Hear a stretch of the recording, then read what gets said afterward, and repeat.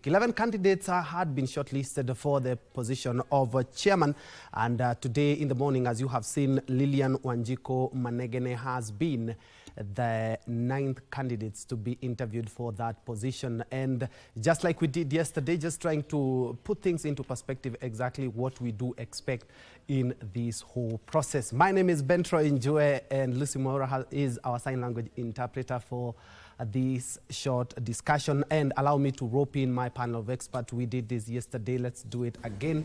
Kimani Mwangi, who is a political and governance expert. Welcome, my brother. Thank you, my brother, even for having me today. Thank you. Yes. Where we are headed, of course, after today, Kenyans will want to know what next after this. How many names are going to be forwarded to the president? And after that, how long can we wait? Right. So, you know, the timelines might not be so clear in terms of, but what we know is immediately the interviews are done, the panel will compile the list. Then they are going to arrange who was number 1 to number 3, forward the names to the president for him to pick one as the chair of the IEBC. Then eventually, after all is said and done, the president will do the nomination. What is sure is that after this, there is too much in their plate because what we expect further is, are they going to conduct delimitation of boundaries? Because we passed the constitutional time, which expired a year ago. If they do it, is it legal? Can they fail to do it? So I think there is a lot that is ahead of us and a lot that the parliament has to come in, see whether they are going to do a supporting law that will allow them to conduct delimitation, albeit late. We have institutional reforms that must be implemented because we haven't had IEBC. You remember that the three commissioners' term expired immediately in, I think it was January 2023. There were 3 who had resigned in December 2023. No, December 2022. Yeah. There was one who was fired after the tribunal around February when the president composed the first panel. Before now, he got into talks with the opposition and NADICO came, dragged the whole process, then the court process that made him assent to the amendments into the IEBC Act last year in July. Yeah. Before then, this process is further delayed by the court cases. So from here, what we expect after this, we shall have the interviews for commissioners. So after the whole team is composed, then the work begins. Registration of new members is done by the commissioners. While we have a secretariat that does day-to-day running of the IEBC headed by the CEO, we have policy issues that must be handled by the IEBC commissioners, which is why quite a number of things have been delaying because we haven't been having this team in place. So once it is in place, then the marathon begins. We have institutional reforms. If at all they will conduct delimitation, then delimitation comes with a number of issues because while they can't add the number of constituencies past 290, because 290 is a constitutional number, they can rearrange the boundaries of these constituencies. They can add the wards. What that means is that you might find you are no longer in the ward you belonged to, if at all there is a realignment of boundaries. Meaning then you are not a registered voter because you no longer belong where you were yesterday. You would need to register afresh. So then it means there would be a fresh registration of voters. Remember also there are constitutional timelines that 1 year to elections we must have boundaries done, if at all they must be recognized in the coming elections. Otherwise, if it is done, but it doesn't meet the 1 year period threshold, then we shall have it recognized in 2032 elections. So all those things, when put together, tells you that there is a lot in waiting for the team that will be formed. So there isn't time to waste at all. We are 2 years behind the schedule. But because the law requires that 14 days after the office falls vacant, we should start the process of replacing the commissioners. That should have happened immediately. Masit was, because Masit is the one who left last. Immediately Masit left, and which the president was in keeping with that deadline, because immediately that done, the president composed the panel to do the shortlisting. Yeah? So we are 2 years behind. We have to run faster. Yes. All right. And before we look at the moods of Kenyans, if you have gone through social media and even the dailies that we have, a lot of Kenyans, they're talking about somebody with a very thick skin, but we'll be talking about that. Yes. But for now, let's first of all cross over to the national cohesion. And in studio, we have Kimani Mwangi. I mean, we had a live conversation here in regards to the IEBC selection. And as we have seen, Lilian Wanjiko has been the first one today. Lilian Wanjiko Manegene has been the first one to be interviewed this morning. And before we crossed over to the NCIC headquarters, I'm looking at the 2022 elections. Many people did not register. Many people didn't even vote on that day. That we are talking about the records that IEBC issued. How can we cure this voter apathy, and especially when it comes to civic education? Well, if you remember, the statistics were that 8 million out of the registered voters did not turn up to vote. That could have made a president. The votes. In fact, it was more than what the president got, because the leading candidate had around 7.2 million. Then we had 5 million people who had attained the age of 18, but who did not bother to go and be registered as voters. When you look at that, I think we need to ask ourselves questions, like I keep saying.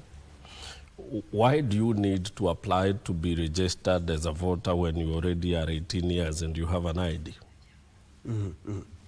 I think that could cure a lot of things as you take the ID card. So once you take the ID card, at the same time, you should be registered as a voter, because you've attained the mandatory age of a voter in Kenya. We can make it we don't so long as you have an ID. Yes. So long as you have an ID, you're a registered voter. In fact, the voter registration should be drawn from the immigration data on who is 18 years and above and has an ID card from Kenya.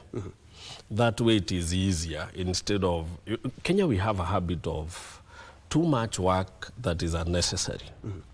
So you have people who are already 18 years and above, and all of them have national ID cards that you've issued as a government. Instead of drawing from that data to get people who should be voting, you still want people again to go and register afresh as voters.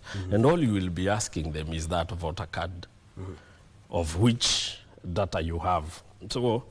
So if we make it easier, we would have every registered person knowing that as long as I have a national ID, then I'm registered to vote. But what should form even basis of research is, why did we have about 13 million people who chose that they do not want to have anything with these very important activity or undertaking in our nation? Why? Those are the issues that IEBC firstly need to juggle around with. They need to ask themselves why, and then they must know that firstly we have a lot of issues of trust with the entire process. I've reasoned to some very serious lawyers' front arguments and asked questions. According to our law, elections happen at the polling stations. Final declaration should happen at the constituency level.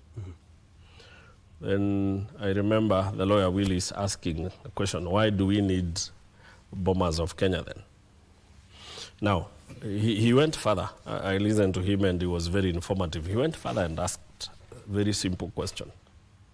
If tallying begins immediately after the polling station closes, even if you give them a 2 hours break to organize and do the tally, And then it is a requirement by law that a polling station must not have more than 600 registered voters in a polling station. Then each polling station is counting not more than 600 ballots. Even if you give them benefit of doubt and add them 2 more hours to be done with tallying and signing everything, then we should have all the over 42,000 polling stations in the country should be done by the time we are eating our suppers that evening.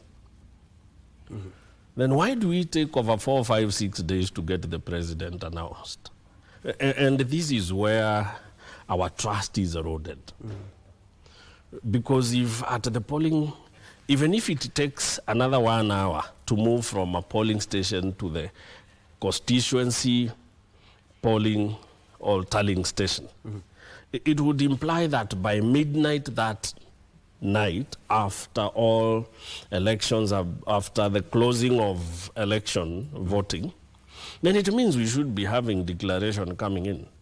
Now, if the official declaration of presidential vote is done at the constituency level, and at the constituency we have done the declarations, then why do we need somebody else to come and organize another expensive tallying station to now give stories and have politicians start becoming chaotic, giving propaganda and duplicitous narratives that heighten the emotions of Kenya and render this whole process opaque and all that? So I think it is because we have politicians who've decided that they will control this entire process for their own benefit. So the reason you see erosion of trust is because of such issues. If we chose that we truly want the voice of Kenyans to be heard and be represented at the ballot, then what we should have is a very simple system, that once declarations are made at the constituency level, that is when everybody should know, because we just need 290 constituencies to make declarations, which should not. It shouldn't even. Because polling station closed. Why should we have you not declare elections? You know, sometimes ridiculously you hear that 12 hours after polling station results were done, somebody has not the constituency tallying. A constituency, for God's sake, there is no constituency that has a diameter of more than 40 kilometers. Very few constituencies. Actually, in our previous elections, 2022, we saw this issue, and especially in Narok. If you remember, you remember Narok? We have a day or two. Like 4 days after elections, we still had a county that we still could not allow. Narok is not Kenya. You are not coming from Lamu to Nairobi. And we had other bigger constituencies and also other bigger counties who had already completed their work. Now, this opaqueness of the system is what erodes trust. And the moment people realizes that their voice is or their vote is not going to count, then they shy away. There are those people who choose, why am I going to participate in an undertaking knowing very well that my vote is not going to count? So there are those who say, because you've already rigged the system, you can as well go on and count with whoever decides to go and vote. They're not going to vote. Yeah. And actually, still on that trust erosion, IEBC has been praised and castigated in equal measure. We have had issues of where we find dead voters voting. We've had issues with the voter tally. And this actually erodes the trust that Kenyans have on IEBC. The work is now clearly cut out. We have all new commissioners who will be having new, and we also have a new chairperson. Maybe a man or a woman. Yes. We are still waiting for that. You know, there are a few things that we may need to do. Firstly, is to ask ourselves a question. Can we have a system that is seamless? Is it possible to have a system that works without hitches? And we're in the digital era. The answer is it is possible. Yes. Now, then why do we have a system that has hitches all the time? It is because somebody designs it to have those hitches, because they are going to benefit from those hitches. What we should have is firstly a system that updates voter turnout real time. Once you vote, it updates it. So if I vote now, or if I vote, if my vote can be translated into percentage in terms of voter turnout, it should update. So that at any given time, you are able to track the voter turnout. Because what these criminal politicians would do is to stuff ballots towards the end of the day, because they want to see how many people have voted. 40% came out to vote. No, we need to heighten this number to around 75. So then they will just tick 35%, stuff in the box, stuff in, then bribe if they have to, because how does rigging happen? If it has to happen at the polling station, is you wait in your voter strongholds, you wait until you are sure that this number has already cast their ballots, and that is where you realize we will be told that at around 2 p.m. we have 30%, but around 5 we already have 65. It doesn't make sense. Where did you get 35% of the people to show up within 2 hours to vote? When you have such issues, then you realize why people don't trust this process. So what we should have is a system that records voter turnout real time.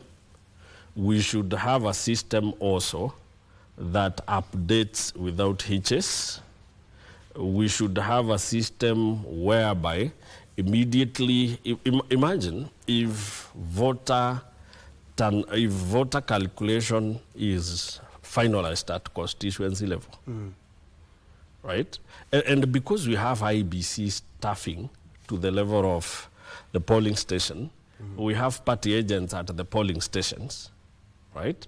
So why wouldn't at the polling station you declare results and you feed it?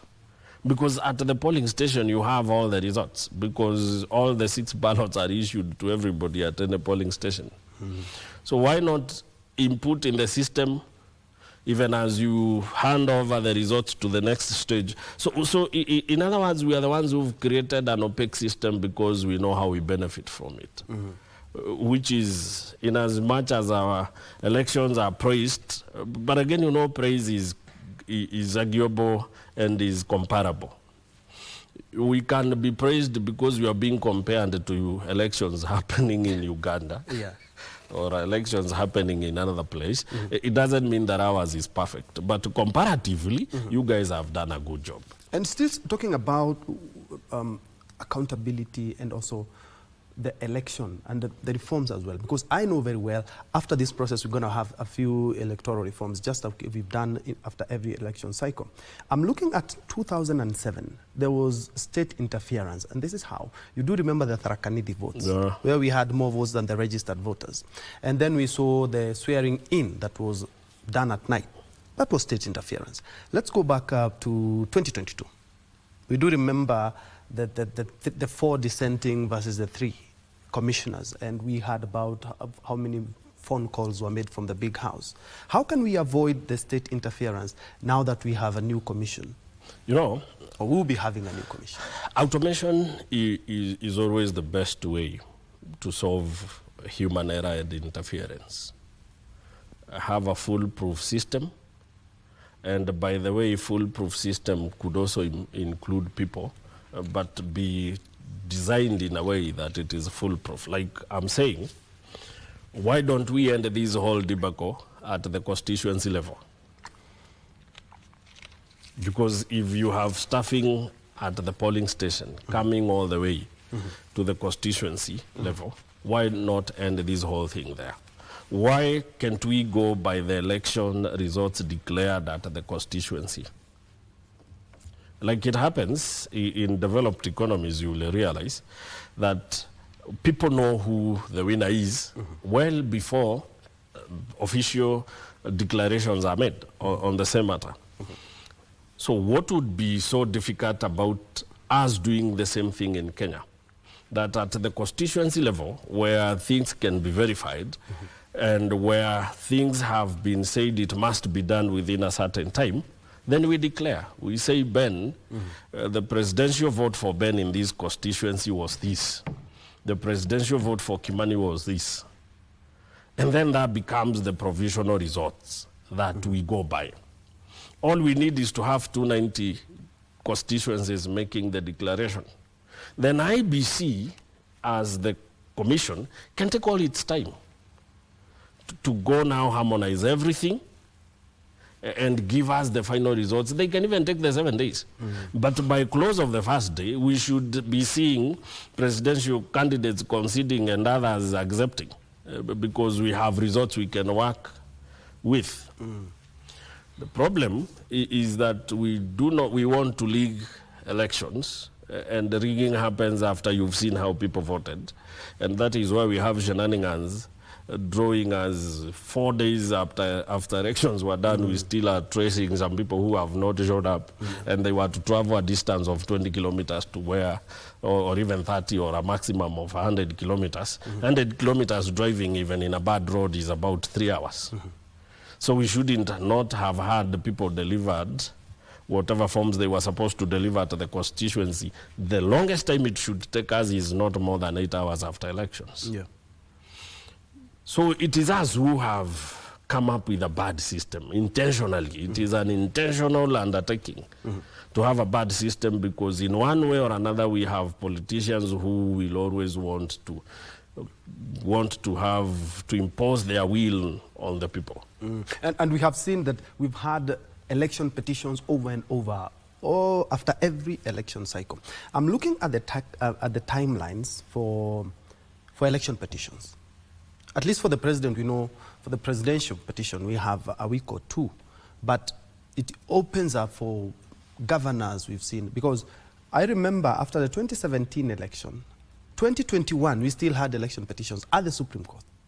Again, you see the design is meant to favor politicians, especially those who've already won.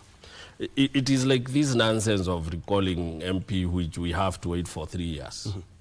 Why do you have to wait for 3 years to recall an MP maybe who's conducted himself in a way that is not honorable? If we can impeach a deputy president or even a governor or a president, immediately they take office if at all they conduct themselves in a way that brings dishonor to their office. Why should Kenyans wait for 3 years? It is the same thing of politicians, especially members of National Assembly, coming up with laws that protect them. My opinion would be the Supreme Court should be mandated to handle all petitions, election petitions of governors and above, to make it easier for those who are complaining about the process. Because people deserve justice, and justice delayed is justice denied. Now, if we can have immediately the Supreme Court takes and is done with the presidential petition, it should now take the governor's petitions, if there are, and expand with them. Then we should have these others starting at the High Court. Yeah. Like for MPs and senators at that level, right? And then there should be timelines. We would rather at that time have an ad hoc system where we have these cases not, again, put together with other cases. So we can even have a process that is separate to have these cases done with, so that even if these cases are going to the Court of Appeal, then we can agree that we must be done with them within 6 months. So that if at all you stole votes and you're not supposed to be representing the people, you're taken back to the people very fast, and this mess is corrected. And then we should also even empower these courts to make decisions. Why should you take people back to voting when you know who won? If I stole, but in actual sense you won, then we should have laws that don't tire us with some stupid processes of electing a winner when we already have one. By-election. Right? So we should have very broad and very inclusive laws that if it is an election dispute, that after the retally of these ballots, or after the process has been opened up and investigation conducted into it, if we can tell the winner, we don't have to take people back to just declare the winner. The judge should tell the IEBC, this is who you should have declared the winner. So declare this one. And do not tire the people with another 3 months. We have to use people's money, the cost, again, to do what they had already done. It is not fair. Yeah. So we need to look into all these things and align ourselves in a way that we do not waste public resources or even time that the people have to keep involving themselves doing these things. Kim, we are approaching the tail end for the interviews of the chairperson. And one of the things I've seen with Kenyans, and especially on social media, is the qualities of the chairperson that Kenyans want. At least I know if it's possible to, and may God rest their souls in peace, if it's possible to ask Kivuitu, Chesoni, and also Chebukati, and Hassan, they'll tell you that that job requires ethics. Even Hassan at one time laughed about it and said there are people who still want to go and do that job. Yes. Yeah, I remember. Because in his opinion, he was perturbed in his opinion, there shouldn't be anybody applying to be considered for chairmanship. Let's look at the qualities that we desire for the next IEBC chairperson as we come to the tail end of the interviews. But then the question is, you know, I know that the perception of Kenyans is that we need a tough guy for the job. We are not sending somebody into a military camp. Yes. Or tough skin, for that matter. No. It is us politicians who've made this thing difficult.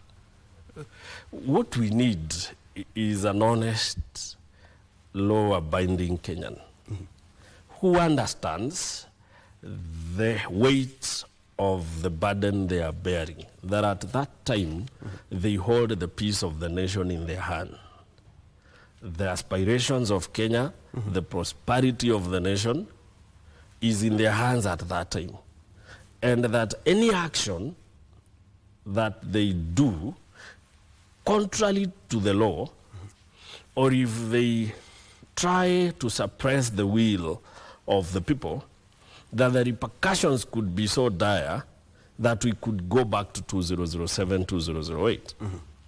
So the moment somebody understands that, they have clear guidelines on how to conduct themselves. What we should read of this system is political interference. And by the way, we think it is a job for tough guys because of Bomas and the shenanigans that happens at Bomas. Where you remember in 2022 at one point, even the late Chebukati had to be withdrawn. The police had to come, so it appears like, oh, you need a very thick skin for this job.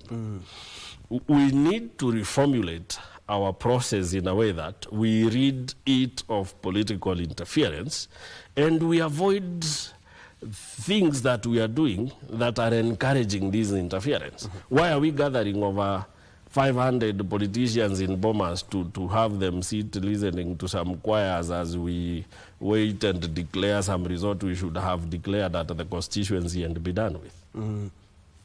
So what we need to do is to formulate our process in a way that it is rid of baggage, unnecessary baggage, that makes it appear like it is a very tough job. So that it is a purely clerical work. We tally the numbers, we tell Kenyans who won. It is as simple, right? But now ours is a totally thing altogether. Politicians want to be all over, they want to make declarations, kura zimebiwa na nini. It is these politicians that we should keep very far away from IEBC process. You have a legal process after IEBC is done with its work. It should be, in fact, it should be legal and it should be instituted in law that any political interference with IEBC work should be a very serious crime that should be dealt with very seriously, because that is what we should be discouraging. Because utterances that we hear politicians utter are the ones that inflare people into the chaos we witness during elections. If IEBC was let to work professionally, if politicians were kept off, and if there was no interference, then we would have a very smooth process that anybody can supervise, because it is not war that we are going into. And still on legal and institutional framework, I'm looking at all the election cycles that we've had. We've had pockets of violence in every election, dating back from 1992 to 2022. We had pockets of violence. Actually, in the 2022, at least we didn't have as much pronounced violence, but we had issues of, we had an MP who was being sought because somebody died, somebody was shot dead. And I'm looking at electoral violence. Do we need actually more or less like making the laws that we have in the country, in murder, drugs, you know, they have very stringent laws. Should we strive to do that? Because all this violence always erode our democracy. We've come a long way, we must admit, and that we are almost there.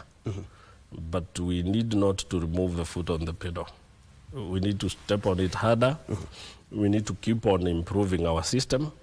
We need to keep looking from inside and getting rid of the unnecessary baggage we are carrying in this system. But more so is that we need to keep politicians as far away from this system as possible. We also need to have laws that criminalizes these utterances. IEBC should be given time to work and do its work. Then people should be allowed that if you are not contented with what IEBC has done, then there is the arbiter of last resort, which are the courts. Go there, be listened to, and we see what happens. Something and else. Actually, for clarity, we are hoping that whatever we are seeing on the screen, because the good thing about these interviews is that they are being broadcasted live, and we are not leaving any bit of it. So we are hoping that this is not a formality, and we are hoping that the right person for the job will be seen by Kenyans, and Kenyans can identify and say, yes, indeed, this person did very well in terms of from the interviews and integrity as well. From the interviews, we can tell who the best person for the job is. Without speculating. Because of the way they're answering. Because, no, I'm saying you can tell once you follow the interviews, you can tell who the best person for the job is in terms of understanding of their mandate. But then there is also other considerations to be made. The best person could be aligned to a certain political outfit, and that alone compromises from the person, compromises their ability to do the job, because it is not only on the technical know-how, there is also other angles and dynamics that we have to consider. By and large, what is important is that we must make it our endeavor to keep improving our system and getting rid of these as much as we can, so that eventually we'll have a system that will be giving us leaders that we voted for, not leaders that political class imposed on us. On this pocket of chaos, we have what we call hybrid coup d'etats of legacy politicians who decided that they will twist whatever government is instituted to have a share of power, like what happens in Kenya. So then we will have seasoned and politicians who will always tell us there was rigging in that election. Even before they take us to the court process, they've already started all those shenanigans to destabilize the nation in one way or another because their intention. And even after declarations have been made by court, you still see them say we still are not in agreement with the court, and they think there is another way of getting themselves justice besides the corridors of law, which is where you see that eventually, look at what has happened for a period of 25 years in Kenya, for instance, with Raila Odinga. And I normally say that Raila Odinga is not a person per se, is a representative of an emerging problem that we'll have to think of how to handle. What do you mean? Of people instituting hybrid coup d'etats to governments. Because of the moment that after every election cycle is still in you know, they subvert the will of the people. So people wake up and say we want to be governed by Kenya Kwanza government. But what are we having today? A hybrid. We have a broad-based government that has brought in people we never elected, that has brought in people who never believed in the manifesto of Kenya Kwanza. And then we will have Kenya Kwanza tell us, oh, it is time for us to open up government and bring in everybody. The thing is that somebody has already cajoled them into having them into their system. So we also need to look at all those issues. We need to have a law, for instance, in my opinion, that criminalizes broad-based government unless there is no constitutional threshold that have not been met. If there is a winner who clearly got 50+1, as the law demands, then we should criminalize these winner bringing on board or forming post-election coalitions, because by so doing, you're giving us a system that is not constitutional. Our constitutions and visions a governance system that where winner takes it all. Yeah. If we need, then we either change the law completely and have ourselves another government system, or we stick to what the Constitution ensures, because the Constitution is very clear on who should govern this nation. Now, politicians should not be allowed to bring us a system that is unknown in law, whereby those who lost again become part of government. And something else we need also to agree to ourselves is that the legislature is no longer what it was envisioned for in the Constitution, because it was to be the body that oversees the executive. But it has become an extension of the executive. Now, when you have the losers again joining the government, you've created an autocratic system that does not have opposition to itself, and by so doing, then you are subverting the will of the people in a clever way, pretending that you are this great leader that must be rewarded for your actions, while in actual sense, you're becoming autocratic. You want to become a president who does not have opposition in the National Assembly and the Senate because you've made it an extension of the executive. But then, what should have been the recourse for Kenyans being the opposition, then you have again brought it into the government. Like, for instance, assuming Kalonzo, because Ruto is still, the president Ruto is still saying that the space is there, anybody who wants, you can still come in. He said that, yes. Was it yesterday? Yesterday. So in other words, he's inviting even the remaining opposing camps to join him. Assuming they joined him, then what kind of a system would we be having if it is not a complete dictatorial system that does not have government? Oversight to the government? Because all MPs now are with the government, all opposing coalitions and the parties are with the government. Then who is checking on the government and its excesses? Then what we have for ourselves will be an autocratic system that is away from the constitution or the polity we have established for us as Kenyan government. So we need to do a lot regarding our public governance of the state. We need to do a lot regarding our electoral process and laws, because we must check the excesses of the politicians who think that they can impose themselves on the people and subvert their will. Yeah, and I'm looking at also 2022 elections. Away from that, we are always supposed to be 2 years prepared. We're just over 2 years to 2027 election. That is the work of IEBC to organize a free and fair election. We also have the by-elections in a number of constituency and wards. We also have, if we go back to what President and Raila talked about and had a handshake and came up with the broad-based government. And when they were signing that, they said that we have to have a good look at the NADCO report and implement it in full. Yes. And if you look at the NADCO report, some of the things that are mentioned there will require a referendum.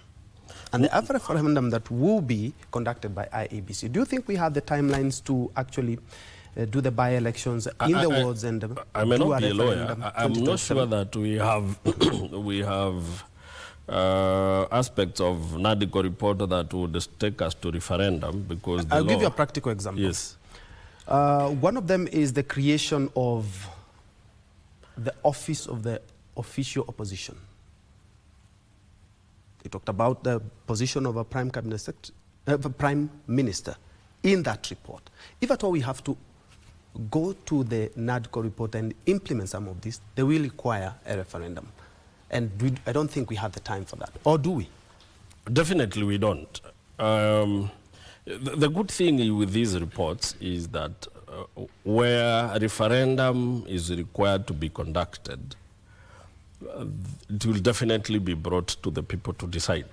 And the voice of the people and the wishes of the people will be expressed in that referendum. But with the timeline that we have for IEBC, we definitely can tell that I doubt they even have enough time to conduct its core mandate of ensuring that we have a clear, well-audited, cleaned voter register that we can use, and that we have procured all the equipments and items we need, and we have planned well in advance for elections. If they must do all that, bearing in mind that delimitation of boundaries should have been done a year ago, when you put all that together, I don't think we have time even for them to think of referendum, bearing in mind that they have 3 constituency by-elections to conduct. They have over 9 MCAs to think about and conduct by-elections for those wards. They have a lot in their entry that I don't think Nadiko report is one of their priority for now. And also I'm looking at the governance in our country. Of course, if at all we do not have a body that is accountable and is respected and believed by Kenyans, we're having an issue. We've had our MPs and our leaders go to other countries to benchmark. Never had one going to benchmark on elections and actually come with those lessons. What countries can we borrow from? Because we've had some countries do their elections, and even right here in Africa, which are free, fair, and devoid of any electoral malpractice. Like I said yesterday, there is no country that has angels. And there is what we call the Lucifer's, the Lucifer's effect. Okay. Unfortunately, I'm told that we are having that. So I'll kindly request you to be very brief on your comment. So I'm saying College of Insurance. there is what we call Lucifer's effect, that it states that people are innately evil. So what happens then is that you must make sure that people work under systems where their excesses are checked. What we need in Kenya is very simple. We should let all operators operate in a system that has means and ways to check their excesses, to make sure that even if we have a bad person in a job, their badness is not going to affect Kenyans, because they will be operating under a system that stops that. What I was calling the bad barrel versus the bad apple effect. Okay. Yes. Okay. Kimoni Mwangi, they are putting into perspective the search for the new boss at the IEBC.